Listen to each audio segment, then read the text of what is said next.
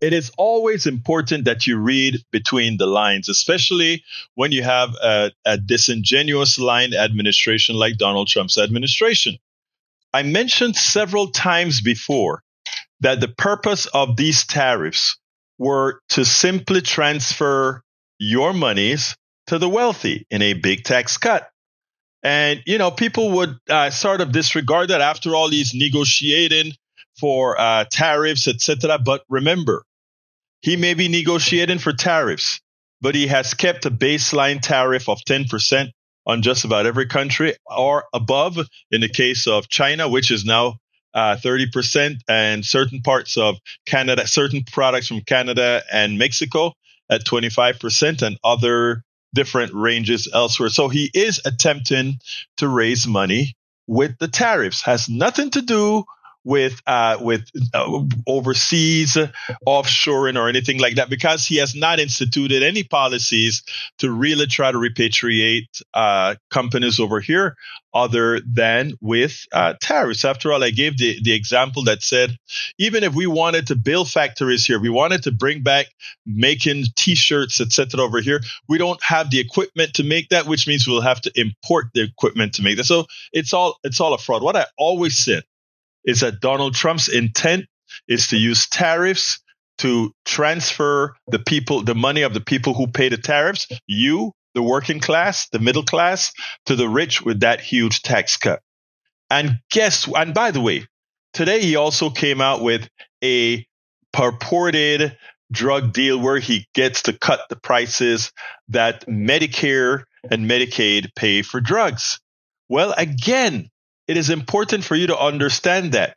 Remember, they're trying to get $880 billion out of Medicaid. And one of the tricks that they're going to use, in as much other than the cuts that they've already advertised that they're going to do, is to simulate a bigger cut by saying they will be paying less for drugs, even though that's not guaranteed.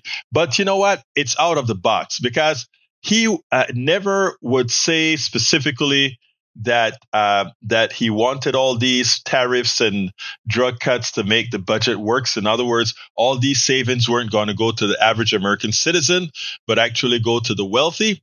But you know what? He slipped. Today, when he announced the drug deal, he slipped. And for those who understand, those who can infer, you'll see exactly what he said. I just called the Speaker of the House, and I just called the our leader in the Senate, John Thune, Mike Johnson.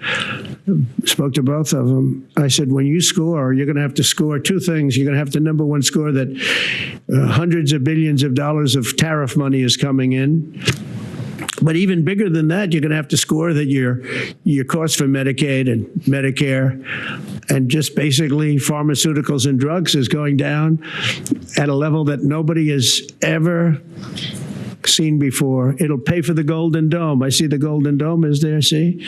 That'll easily pay for the Golden Dome. And we'll have a lot of money left over. We need the Golden Dome, by the way, in this world.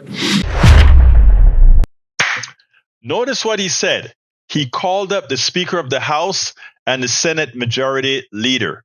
And what did he say? When you're scoring the budget, when you're scoring the new budget, you have to think about what we have in tariffs and what we have in the savings from this executive order to reduce the price of drugs. Let's be clear. Neither the price of drugs reduction is a certainty, or the money's that's coming from the tariffs are a certainty. It's not, because for several reasons. Again, he's quote unquote negotiating these tariffs.